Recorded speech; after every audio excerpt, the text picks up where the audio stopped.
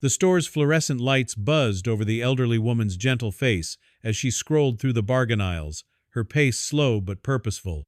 Suddenly, a familiar voice over the intercom crackled to her surprise. It said her name.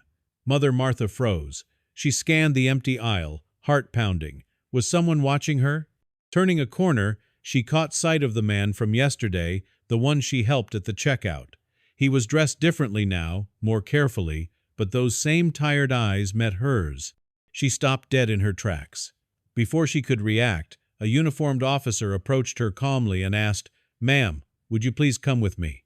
The air felt taut, and though the man spoke kindly, Mother Martha sensed this was no ordinary police escort. The flash of a badge followed.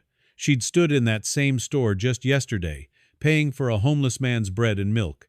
She had expected nothing more than gratitude, not to be led away in public, especially not escorted beside the man she thought she had helped.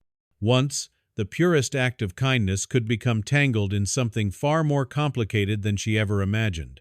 Martha, now 62, had lived humbly all her life. Once a respected teacher, she had devoted herself to caring for her adult son Patrick, diagnosed with autism at 12. She had lost her husband in a tragic accident just after Patrick was born, and though the grief had nearly shattered her, she pressed on for her child. Every month was a balancing act, her meager pension stretched thin, yet she never let hardship dull her compassion. Locals called her Mother Martha for a reason. She volunteered wherever she could, always first to help. From friends' errands to church outreach programs, she embodied the quiet strength of human kindness. That day, she had shopped as usual at her neighborhood grocery store. She selected chicken, canned vegetables on discount, and some bread marked down for clearance.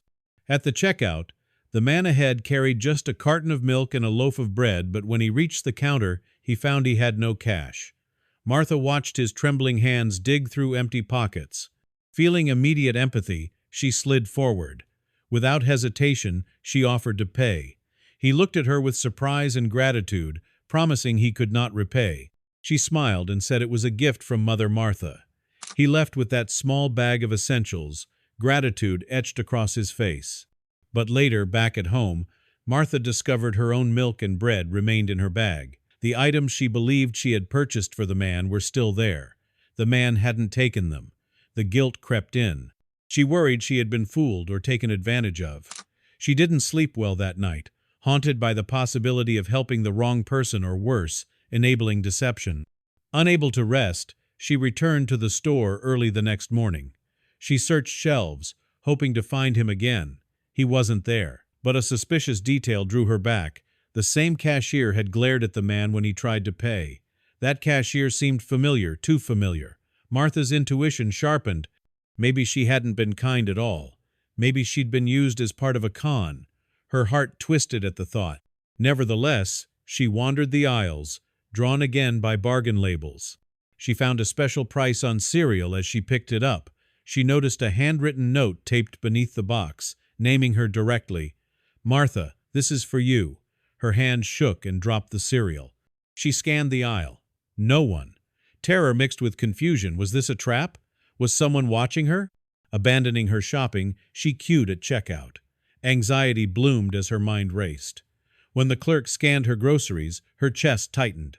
After paying, she stepped outside to her car, but an officer approached gently, carrying groceries into her vehicle. He loaded her bags silently, handed her a polite nod, then gestured toward his cruiser.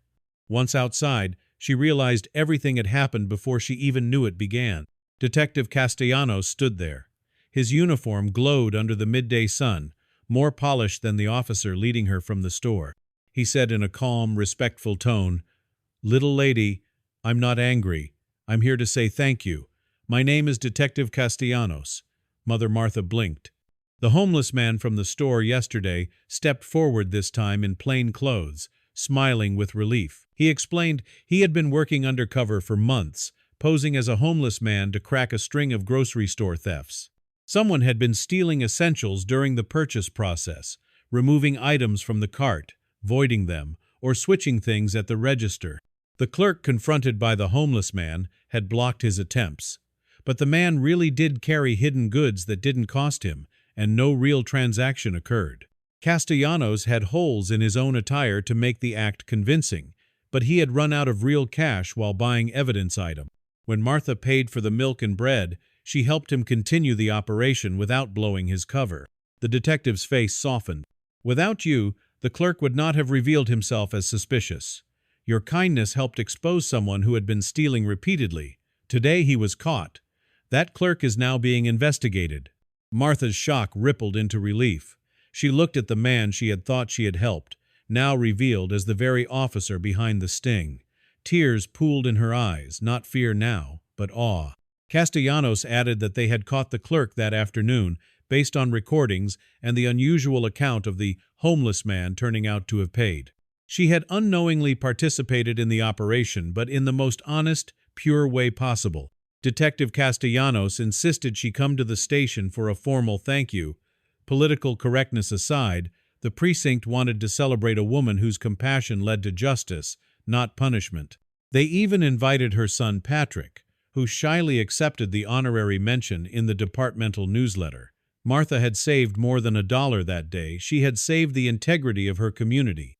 By the end of the day, Martha returned home with a small bouquet of police commendations for her fridge, things she never expected. She could hardly believe it. She'd acted out of empathy and wound up helping solve a local crime. The grocery store clerk was under formal inquiry, and Detective Castellanos promised to send Martha and Patrick gift cards to cover groceries for the next few months. It was their way of saying thanks. That evening, Martha sat on her worn couch beside Patrick. She held his hand and told him what happened. He squeezed her fingers gently. She saw in his eyes pride that swelled her chest. In his quiet way, he said simply, "You are good." Those words were enough.